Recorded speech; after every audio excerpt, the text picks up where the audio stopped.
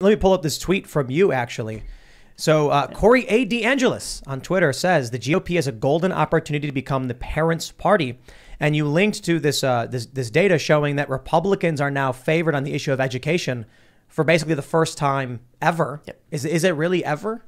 Yeah, well, according to this chart, it's going back 2 decades at least. And I don't recall a time of Democrats ever being down on the issue of education. This is a seismic shift. It's like a double-digit swing in the other direction.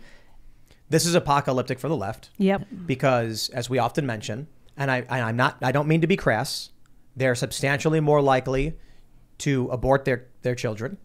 They're substantially more likely to give drugs to their children, which will prevent the ability to reproduce. They're substantially more likely, just in general, not to have families. So as the saying goes, leftists don't have kids, they have yours. They need to be able to convert the children of moderates and conservatives. Otherwise, their ideology ceases to exist. And this is why Terry McAuliffe in Virginia had to say, I don't think parents should be telling schools what they should teach. It's a deeply ingrained belief that the kids belong to the government schools. This idea that it takes a village. Well, it turns out it's a deeply unpopular belief, especially after the school system treated families so bad after the past couple of years. And I think the opponent, the Republican, Glenn Youngkin, tapped into something which could be a blueprint for success for the GOP and libertarians as well going forward. Because how are you going to defend this idea that parents shouldn't have a say in their kids' education? Yeah, it's insane for any ideology too. It doesn't just because it happens to be on the backs of people that were like talking to kids about sexuality. It doesn't matter. You want to talk to kids about religion and tell them not to tell their parents. It's still messed up. You still don't do that stuff. We have entrusted the public schools. They violated trust, in my opinion.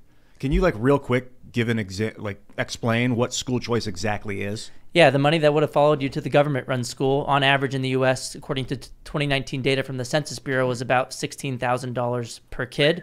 Wow. If you want to take it to the government school, you can. If you like your public school, you can keep your public school, but for real. But if not, about half of the funding or so, depending on the law that you pass, will follow the child usually to something called an education savings account, which the parents could use for private school tuition, for a charter school, for home-based learning options like a micro school, for example. It's the idea that the money follows the child. It's time to start calling this universal school access. Yeah. We advocate for universal school access for all children. You oppose access to schooling for children?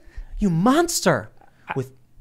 I just call it funding students, not systems. It puts the other side on defense because if you want to fight against me, you have to argue why we should fund the system and not the student. So it's a sure. I'm going to call it universal school access. And say, look, I'm in favor of both universal school access for all families. USA. Tweet it out. Listen. A impoverished family should have the right to get access to the school for their kids that they think is right for them, don't you? I mean, you don't think we should segregate schools, do you? No, and I think that there we go. Kids in incredibly violent, dangerous inner city school systems should be able to go to school somewhere else if the funding is there. Honestly, from a libertarian perspective, I say just get rid of as much public education as possible. But if it's going to be a fight to do that, let's take every step possible and at least let these poor kids have a choice. It's brutal. Public school is a brutal, violent place for a lot of children.